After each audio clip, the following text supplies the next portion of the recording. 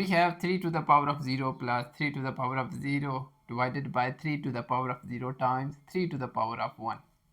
3 to the power of 0 equals 1, right? Plus 3 to the power of 0 equals 1 divided by 3 to the power of 0 equals 1 times 3 to the power of 1.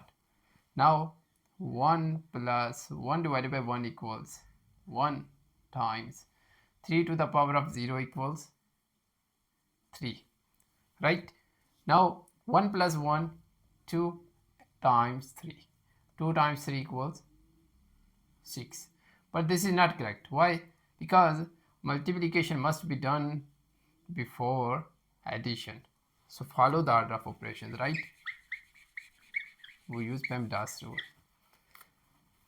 So multiply first. 1 plus 1 times 3 equals 3, right? And now 1 plus 3 equals 4.